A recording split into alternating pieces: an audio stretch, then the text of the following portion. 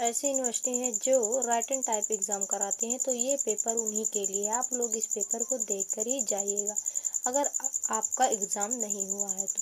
देखिए, पेपर है 2022 का और हिंदी का है मेजर।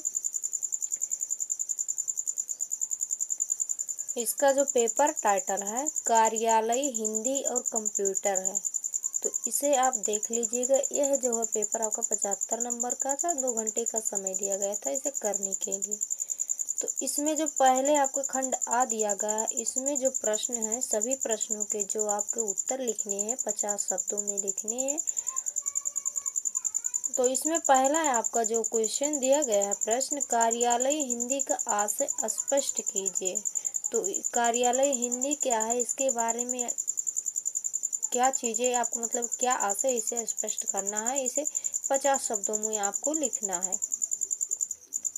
दूसरा प्रश्न है आपका, पारिभाषिक शब्दावली पर प्रकाश डालिए। प्रश्न नंबर 3 है, सरकारी पत्र किसे कहते हैं। प्रश्न नंबर 4 है, निविदा से क्या आशय है। प्रश्न नंबर 5 है, टिप्पणी का अर्थ समझाइए। पल्लवन से आप क्या समझते हैं।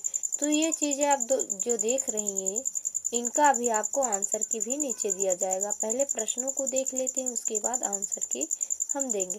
प्रतिवेदन किसे कहते हैं। प्रतिवेदन किसे कहते हैं। कंप्यूटर का पूर्ण रूप लिखिए। कंप्यूटर क्या है, इसे इसका पूरा जो पूर्ण रूप है उसे लिखिए। वेबसाइट का क्या अर्थ है। हिंदी भाषा के विभिन्न फॉन्ट का उल्लेख कीजिए। अब आ जाता है खंड ब आपका, जिसमें प्रश्नों को इसमें 8 प्रश्न दिए गए हैं, पर इसमें से आपको सिर्फ 5 प्रश्नों का उत्तर देना है और 200 शब्दों में इसका जो उत्तर देना है आपको देना है। तो यहाँ पर देखते हैं पहला प्रश्न क्या है। तो प्रश्न नंबर आपका पहला है, कार्यालय हिंदी के स्वरूप को स्पष्ट कीजिए, यह साहित्यिक हिंदी से किस तरह भिन्न है। दूसरा प्रश्न है, प्रशासनिक शब्दावली पर प्रकाश डालिए। प्रश्न नंबर 3 है, प्रेस विज्ञापित का आशय स्पष्ट कीजिए। प्रश्न नंबर 4 है, संक्षेपण का तात्पर्य स्पष्ट कीजिए। 5 नंबर प्रश्न है, पल्लवन के सिद्धांत पर प्रकाश डालते हुए एक उदाहरण भी दीजिए। पल्लवन क्या है, इसके सिद्धांत पर आपको प्रकाश डालना, उसका एक उदाहरण भी देना है। प्रश्न नंबर 6 है, कंप्यूटर के विकास क्रम को स्पष्ट कीजिए। ईमेल की महत्ता पर प्रकाश डालिए। प्रश्न नंबर आपका 7 है ये। 8 नंबर प्रश्न है, सोशल मीडिया के सामाजिक प्रभाव को स्पष्ट कीजिए। देखिए, अगर आप ये पेपर चाहते हैं पीडीएफ इसका, कि आपको ये पीडीएफ मिल जाए और आप इसे अच्छे से देख कर ही कीजिए, तो आपको क्या करना है, इस वीडियो के डिस्क्रिप्शन में आपको टेलीग्राम का लिंक दे दिया जाएगा, वहाँ से आप इसे डाउनलोड कर सकते हैं टेलीग्राम ज्वाइन करके। और इस वीडियो को ज़्यादा से ज़्यादा लोगों तक शेयर कीजिए, जिससे और भी लोग हमारे साथ जुड़ सके जिनका भी एग्ज़ाम नहीं हुआ है। और चैनल को सब्सक्राइब जरूर कर लें। किन्हीं 2 प्रश्नों के उत्तर दीजिए अधिकतम 500 शब्दों में। इसमें जो है सिर्फ आपको 2 प्रश्न के उत्तर देने हैं, 500 शब्दों में इसका उत्तर देना है। तो पहला है आपका, प्रेस विज्ञापित क्या है, इसके उद्देश्य एवं स्वरूप पर सविस्तार प्रकाश डालिए। प्रश्न नंबर 2, पत्राचार का आशय स्पष्ट करते हुए उसके प्रकारों पर प्रकाश डालिए। इसके कितने प्रकार हैं उस पर भी आपको प्रकाश डालना है। उसके बाद में प्रश्न नंबर 3 है आपका, प्रारूपण का अर्थ सामान्य परिचय एवं लेखन पद्धति को स्पष्ट कीजिए। हिंदी भाषा में कंप्यूटर प्रौद्योगिकी पर प्रकाश डालिए। तो इतना आपका यहाँ पर हो गया। अब नीचे आपको मिला दूसरा पेपर।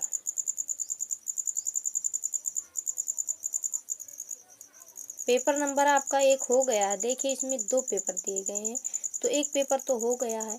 अब दूसरा पेपर आपको देखना है। इसमें जो है वही चीज़ें इसमें भी है, पर प्रश्न इसमें जो है पेपर दूसरा अलग है प्रश्न। तो पहला आपको दिया गया है प्रश्न, कार्यालय हिंदी के उद्देश्य क्या है। तो इसके जो उद्देश्य है उन्हें लिखना है और पदनाम का आशय स्पष्ट करना। जो पदनाम होता है उसका आपको आशय स्पष्ट करना। तो देखिए, इसमें 2 पेपर हैं, एक साथ में 2 पेपर सॉल्व कराया जाएगा। प्रश्न नंबर 3, अर्ध सरकारी पत्र किसे कहते हैं। देखिए, जो पहला पेपर कराया गया उसमें पूछा सरकारी पत्र किसे कहते हैं, और इसमें आपका क्या जोड़ दिया, अर्ध सरकारी पत्र किसे कहते हैं। उसके बाद में प्रश्न नंबर 4 है टिप्पणी लेखन की विशेषताओं का उल्लेख कीजिए।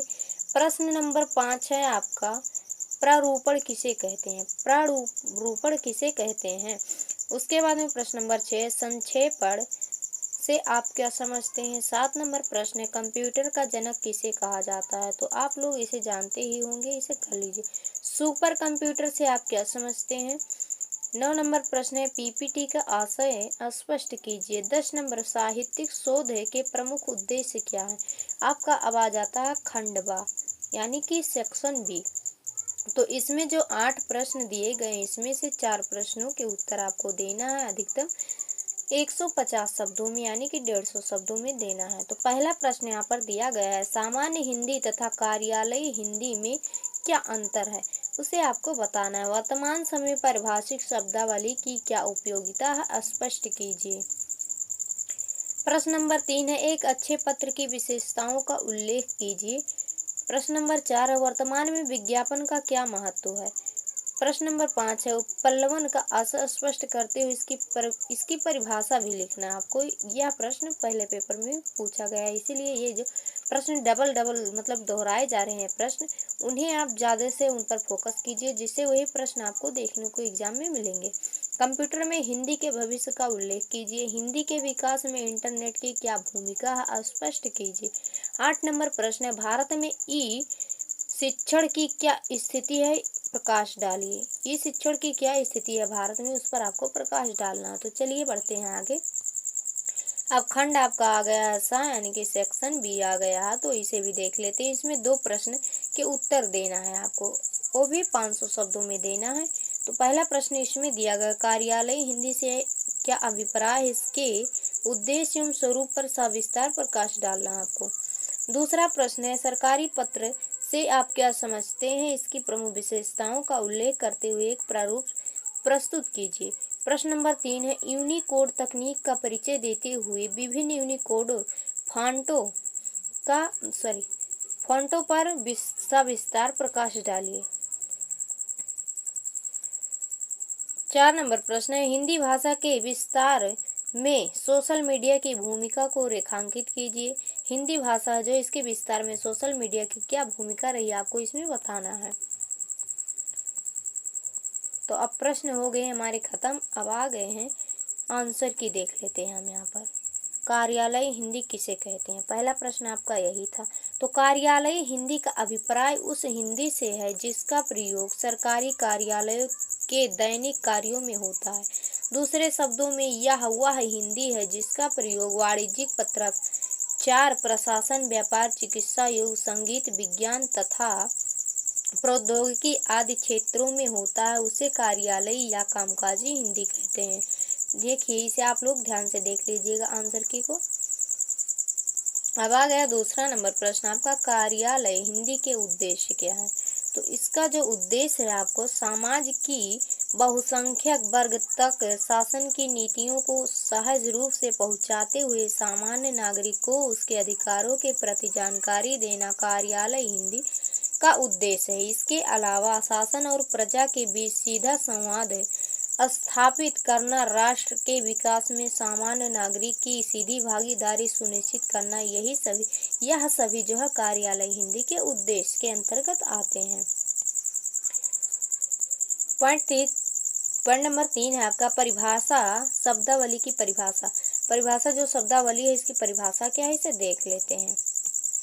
परिभाषिक शब्द ऐसे शब्दों को कहते हैं जो सामान्य व्यवहार की भाषा के शब्द न होकर भौतिकी, रसायन, प्राणी विज्ञान, दर्शन, गणित, इंजीनियरिंग, विधि, वाणिज्य, अर्थशास्त्र, मनोविज्ञान, भूगोल आदि ज्ञान विज्ञान के विभिन्न क्षेत्रों के विशिष्ट शब्द होते हैं और जिनकी अर्थ सीमा सुनिश्चित और परिभाषित होती है, उन्हें क्या कहा जाता है, परिभाषा कहा जाता। पारिभाषिक शब्द की विशेषता क्या है, तो इसकी जो विशेषता है ऐसे शब्द जो किसी विशेष ज्ञान के क्षेत्र में एक सुनिश्चित अर्थ में प्रयुक्त होते हैं वह परिभाषिक शब्द होते हैं। जो शब्द एक निश्चित अर्थ में प्रयुक्त नहीं होते वह सामान्य शब्द होते हैं। पारिभाषिक शब्द का अर्थ है जिसकी सीमाएं बांध दी गई हों जिसकी सीमाएं बांध दी गई हों और जिनकी सीमा नहीं बांधी जाती, वे साधारण शब्द होते हैं। आई होप आप लोग इतना समझ पाए होंगे। चलते हैं नेक्स्ट पॉइंट पर। संक्षेपण जो है, इसकी परिभाषा क्या है? तो इसकी जो परिभाषा है आपका, संक्षेपण अथवा सार लेखन, अंग्रेजी में इसे पैरिक का आशय है किसी अनुच्छेद, परिच्छेद, विस्तृत टिप्पणी अथवा प्रतिवेदन को संक्षिप्त कर देना, किसी बड़े पाठ, निबंध, लेख, शोध आदि, प्रबंध आदि में मुख्य विचारों, तर्कों आदि को लघुतर आकार में प्रस्तुत करना संक्षेपण कहलाता है। संक्षेपण की विशेषताएं, इसकी क्या क्या विशेषताएं? तो विषय वस्तु के मूल भाव की संक्षिप्त सरल अभिव्यक्ति संक्षेपण या सार लेखन की मुख्य विशेषता होती है। सार लेखन में मूल भाव, विचारों, बातों तथा कथ्यों का रक्षण आवश्यक होता है। मूल अनुच्छेद में व्यक्त या निरूपित मुख्य विचारों एवं भावों की क्रमबद्ध स्थापना संक्षेपण की दूसरी महत्वपूर्ण विशेषता है। अब पल्लवन से आप क्या समझते हैं? तो इसे देख लेते हैं, पल्लवन किसे कहते हैं और इसे क्या समझते हैं। परिचय भाव पल्लवन का अर्थ है किसी भाव का विस्तार करना। इसमें किसी उक्ति, वाक्य, सूक्ति, कहावत, लोकोक्ति आदि के अर्थ को विस्तार से प्रस्तुत किया जाता है। अब इसे यहाँ पर आ गया है, पल्लवन किसे कहते हैं? तो यहाँ पर हो गया है, देखते हैं इसे। पल्लवन का शाब्दिक अर्थ किसी विषय विचार का विस्तार, इसके अंतर्गत भाव या विचार का अर्थ स्पष्ट किया जाता है। लेखन की इस क्रिया को हिंदी में प्लावन कहते हैं तथा वृद्धिकरण, विदेशीकरण, संवर्धन, भाव विस्तार आदि प्लावन के अनन्य नाम हैं। जब किसी विचार को कम से कम शब्दों में प्रकट किया जाता है तो उसे सूक्तियों के रूप में प्रस्तुत किया जाता है, तो उसके अर्थ को ग्रहण करने में कठिनाई होती। ऐसी स्थिति में इस बात की आवश्यकता होती है कि उन पंक्तियों को व्याख्यात किया जाए ताकि उन्हें सरलता से समझा जा सके। अब आ गया है नेक्स्ट पॉइंट आपका, ई पाठशाला से आप क्या समझते हैं? तो ई पाठशाला जो है आपका, इसे देखते हैं। इसे शिक्षा मंत्रालय ने बताया कि ई पाठशाला की वेबसाइट पर कक्षा 1 से 12 तक की एनसीईआरटी की बुक्स अपलोड कर दी गई है। ई पाठशाला वेबसाइट छात्रों के लिए कक्षाओं में ऑनलाइन ट्यूशन के रूप में एक वैकल्पिक अवतार लिया है। इसके माध्यम से शिक्षा घरों तक जाने लगी। जो ई पाठशाला है, इसे जो पाठशाला के अंतर्गत जो बच्चे हैं ऑनलाइन पढ़ाई भी कर सकते हैं। उनके पास बुक हो या ना हो, पीडीएफ के रूप में डाउनलोड कर सकते हैं। अधिसूचना क्या है, इसे देख लेते हैं। अधिसूचना का अर्थ विशेष सूचना, सरकारी नियम, चेतावनी, आदेश, नियुक्ति, अवकाश आदि से संबंधित सूचना को संबंधित व्यक्ति एवं आम जनता के लिए राजपत्र में प्रकाशित किया जाता है, उसे अधिसूचना कहते हैं। पत्राचारों के संक्षेपण के दो प्रकार हैं, सामान्य संक्षेपण और सूचीकरण संक्षेपण। सामान्य संक्षेपण को विस्तृत रूप से संक्षिप्त करना होता है, जबकि सूचीकरण संक्षेपण में कम संख्या, पत्र संख्या, दिनांक, प्रेषक, प्रेषिती और पत्र के विषय का ध्यान रखा जाता है। पॉडकास्ट से क्या तत्व हैं? इसके जो तत्व हैं कौन कौन से हैं? पॉडकास्ट के क्या क्या तत्व हैं? तो इसमें देखते हैं इसके कौन कौन से तत्व हैं और क्या है। पॉडकास्ट से तात्पर्य है एक मीडिया संचिका से है जो कि इंटरनेट पर फीड के द्वारा प्रसारित की जाती है, जिसे कि कंप्यूटर तथा पोर्टेबल मीडिया प्लेयरों जैसे आईपॉड तथा स्मार्टफोन आदि द्वारा चलाया जा सकता है। इस प्रक्रिया को पॉडकास्टिंग कहा जाता है। पॉडकास्ट बनाने तथा प्रसारित करने वाले को पॉडकास्टर कहा जाता है। अब यहाँ पर सरकारी पत्र किसे कहते हैं? सरकारी पत्र आप यहाँ पर नीचे देख सकते हैं, सरकारी पत्र के रूप में ये चीजें दिखाई गई हैं। सरकार के कामकाज से संबंधित पत्र सरकारी पत्र या शासकीय पत्र कहलाते हैं। इनका उपयोग सरकारी विभागों, कार्यालयों द्वारा किया जाता है। सरकार के कामकाज के संबंध में अनेक तरह के पत्राचार किए जाते हैं। इस प्रक्रिया में सबसे अधिक प्रयोग सरकारी पत्रों का ही होता है। आवेदन पत्र किसे कहते हैं? तो आवेदन पत्र आप देख सकते हैं, जैसे कोई वैकेंसी यानी कि नौकरी की जो वैकेंसियाँ आती हैं उन्हें आवेदन पत्र कहा जाता है। यहाँ पर देख सकते हैं ये आवेदन पत्र है। आवेदन शब्द से ही स्पष्ट हो जाता है, अपने से किसी बड़े अधिकारी को ही लिखा जाने वाला पत्र आवेदन पत्र कहलाता है। आवेदन पत्र में अपनी स्थिति से अधिकारी को अवगत कराते हुए अपेक्षित सहायता या अनुकूल कार्रवाई की प्रार्थना की जाती है। कार्यालय हिंदी और सामान्य हिंदी में जो अंतर उन्हें देख लेते हैं। सामान्य हिंदी का प्रयोग संवेदनाओं की अभिव्यक्ति के लिए किया जाता है। इसमें सामाजिक अपने राग, द्वेष, आक्रोश, राष्ट्रप्रेम तथा विद्रोह की अभिव्यक्तियों को आवश्यकता अनुरूप प्रयोग में लाता है। लेकिन कार्यालय हिंदी का संबंध सामाजिक की संवेदना हो या भावनाओं से नहीं होता है, न ही वह समाज के विचारों की अभिव्यक्ति को प्रदान करती है। जो समाज के विचार होते हैं उन्हें भी अभिव्यक्ति प्रदान नहीं किया जाता है। विज्ञापन से आप क्या समझते हैं? तो इसका जो विज्ञापन है इसके उदाहरण भी इसमें दिए गए हैं। तो आप देख सकते हैं, किसी प्रोडक्ट के बेचने या किसी सेवा के संबंध में लोगों को दी जाने वाली सार्वजनिक जानकारी विज्ञापन कहलाती है। विज्ञापन शब्द दो शब्दों का समरूप है। बी का अर्थ है विशेष और ज्ञापन का अर्थ है सार्वजनिक सूचना। विज्ञापन एक ऐसी कला है जिसमें ग्राहक को कुछ खरीदने या बेचने के लिए प्रेरित किया जाता है। अर्ध सरकारी पत्र किसे कहते हैं? तो यहाँ पर अर्ध जो सरकारी पत्र है इसे देख लेते हैं। अर्ध सरकारी पत्र अर्ध शासकीय पत्र भी कह सकते हैं। जब किसी आवश्यक काम की ओर संबंधित अधिकारी का ध्यान तुरंत आकृष्ट करना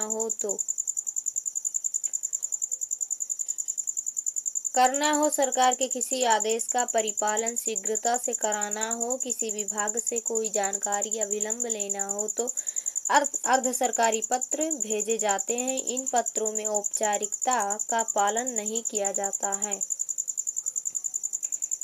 प्रेस विज्ञापित का अर्थ क्या है? तो इसका अर्थ है किसी संस्थान, सरकार या व्यक्ति द्वारा किसी विषय अथवा बैठक में जो निर्णय लिए जाते हैं उन्हें जिस माध्यम से सर्वसाधारण तक पहुंचाया जाता है उसे प्रेस विज्ञापित कहते हैं। संक्षेप में प्रेस विज्ञापित है जन सामान्य तक सूचना संप्रेरित करने का माध्यम होता है। प्रारूपण किसे कहते हैं? तो जो प्रारूपण होता है, प्रारूपण का अर्थ होता है पत्र का कच्चा अथवा अंतिम रूप ही प्रारूपण कहलाता है। किसी पत्र का प्रारूप तैयार करना ही प्रारूपण कहलाता है। कार्यालय में प्राप्त किसी पत्र पर टिप्पणी प्रक्रिया पूरी हो जाने के बाद उस पर जो निर्णय लिया जाता है अथवा जो आदेश दिया जाता है उसी के अनुरूप पत्र का उत्तर भी दिया जाता है। अब यहाँ पर दिया गया है आपका, यहाँ पर जो दिया है टिप्पणी किसे कहते हैं? टिप्पणी लेखन जो है आपका, यह एक ऐसा माध्यम होता है किसी सुने गए अथवा पढ़े गए संभाषण, वार्तालाप, पत्र लेख, कविता, ग्रंथ आदि देखे गए दृश्य तथा घटना पर अपना मत मौखिक अथवा लिखित रूप में प्रकट करना ही टिप्पणी लेखन कहलाता है। टिप्पणी और टिप्पणी में क्या अंतर है? टिप्पण और टिप्पणी में क्या अंतर है? तो सामान्यतः टिप्पणी में किसी विषय पर अपने विचारों को संक्षिप्त रूप में व्यक्त किया जाता है, जबकि टिप्पण विशेष रूप से सरकारी कार्यालयों में अधिकारी कर्मचारियों के आपस में अपनी बातों को संप्रेषित करने के लिए प्रयोग में लाया जाता है और इसे हरे रंग की नोट शीट पर ही लिखा जाता है। कंप्यूटर से क्या आशय? तो जो कंप्यूटर है देखते हैं इसे आपका क्या आशय है। कंप्यूटर एक ऐसा उपकरण है जिसकी सहायता से अर्थमेटिक एवं तार्किक कैलकुलेशन करना आसान हो जाता है। और यही नहीं, कंप्यूटर के कई फायदे हैं जो आप रोजमर्रा की जिंदगी में भी देख सकते हैं। कंप्यूटर सिर्फ बिजनेस पर्सन के लिए ही नहीं बल्कि यह छात्रों के लिए भी अति आवश्यक बन चुका है। कंप्यूटर का जनक किसे कहा जाता है? तो देखते हैं कंप्यूटर का जनक किसे कहा जाता है। चार्ल्स बेबेज एक अंग्रेजी श्रुत थे। वह एक गणितज्ञ, दार्शनिक, आविष्कारक और यांत्रिक इंजीनियर थे जो वर्तमान में सबसे अच्छे कंप्यूटर प्रोग्राम की अवधारणा के उद्भव के लिए जाने जाते हैं, याद किए जाते हैं। चार्ल्स बेबेज को कंप्यूटर का पिता कहा जाता है, यानी कि फादर ऑफ कंप्यूटर माना जाता है। भारत में बने प्रथम कंप्यूटर का नाम, तो भारत में सबसे पहले जो कंप्यूटर बना था उसका नाम क्या था? साल 1966 में भारत का पहला कंप्यूटर ISIJU विकसित किया गया। ISIJU कंप्यूटर को भारतीय सांख्यिकी संस्थान और कोलकाता की जावदपुर यूनिवर्सिटी ने मिलकर तैयार किया था। ISIJU एक ट्रांजिस्टर युक्त कंप्यूटर था। कंप्यूटर की कितनी विशेषताएं होती है? तो कंप्यूटर की जो विशेषताएं होती हैं, कंप्यूटर की विशेषताएं कई सारी हैं, जिनमें कुछ प्रमुख विशेषताएं इस प्रकार दिए गए हैं। तो यहाँ पर पहला दिया गया हाई स्पीड, यानी कि उच्च गति, सटीकता, भंडारण क्षमता, विश्वसनीयता, विविधता। तो इन चीज़ों को आप लोग, जो छोटी छोटी चीज़ें, इन्हें ध्यान से देखिएगा। कर्मठता एवं निरंतरता, स्वचालन, बहुकार्यण। अब इंटरनेट किसे कहते हैं? तो इसे देख लेते हैं। इंटरनेट किसे? वाइड एरिया नेटवर्क, यानी कि WAN एक ऐसा नेटवर्क है जो किसी संपूर्ण देश अथवा महाद्वीप के पार फैला होता है। इसी नेटवर्क को इंटरनेट भी कहा जाता है। हम इसे कंप्यूटरों का वैश्विक नेटवर्क भी कह सकते हैं। इसे एक बड़ा नेटवर्क बनाने के लिए अनेक छोटे नेटवर्क्स को जोड़कर बनाया जाता है।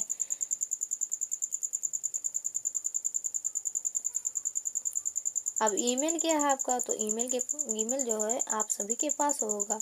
ईमेल या इलेक्ट्रॉनिक मेल, हिंदी विपत्र, अंग्रेजी में इसे ईमेल कहा जाता है। एक इंटरनेट के माध्यम से किसी कंप्यूटर या अनुकरण से पत्र भेजने का एक तरीका है। एक ईमेल को भेजने के लिए एक ईमेल पते की आवश्यकता होती है, जो यूजर नेम और डोमेन नेम से मिलकर बना होता है। वेब पेज किसे कहते हैं? यानी कि जो वेबसाइट था उसे क्या कहते हैं? Web page world wide web पर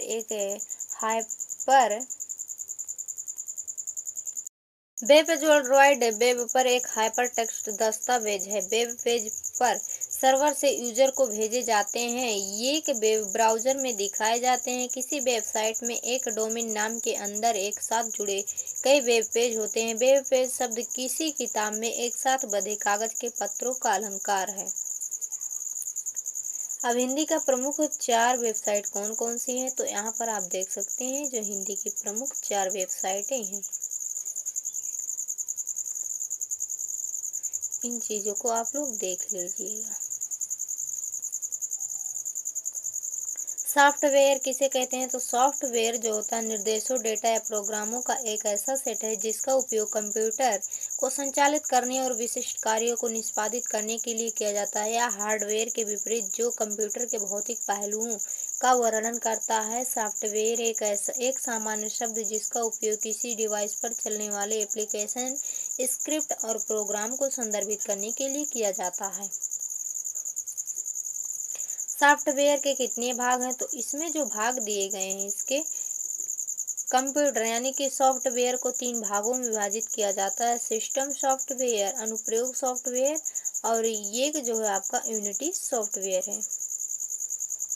वर्ड प्रोसेसिंग एंड डाटा, इन्हें भी देख लेते हैं।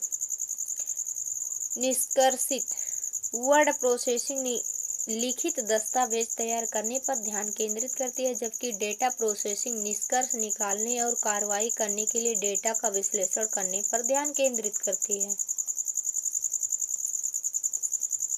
मल्टीमीडिया का अर्थ क्या होता है? तो मल्टीमीडिया एक ऐसा माध्यम होता है जिसके द्वारा विभिन्न प्रकार की जानकारियों को विविध प्रकार के माध्यमों जैसे कि text, audio, graphics, animation, video आदि का संयोजन कर के दर्शकों यानी कि श्रोताओं तक पहुंचाया जाता है। पोस्टर की विशेषता, तो पोस्टर की जो विशेषता होती है, पोस्टर किसी चीज या विषय का लोगों तक प्रचार करने का एक जरिया होता है जिसमें टेक्स्ट के माध्यम से प्रोडक्ट के बारे में लोगों को जानकारी प्रदान की जाती है। फोटोग्राफ्स और ग्राफिक्स का उपयोग इसीलिए किया जाता है ताकि लोग पोस्टर के साथ आसानी से कनेक्ट हो सकें और प्रोडक्ट या सर्विस को लोगों के बीच प्रदर्शित किया जा सके। अब ई लर्निंग क्या है? तो ई शिक्षा आपका जो अनिवार्य रूप से कौशल एवं ज्ञान का कंप्यूटर एवं नेटवर्क सार्थिक समर्थित अवतरण है। ई शिक्षा इलेक्ट्रॉनिक अनुप्रयोगों और सीखने की प्रक्रियाओं के उपयोग को संदर्भित करता है। ई शिक्षा के अनुप्रयोगों और प्रक्रियाओं में वेब आधारित शिक्षा, कंप्यूटर आधारित शिक्षा, आभासी कक्षाएं और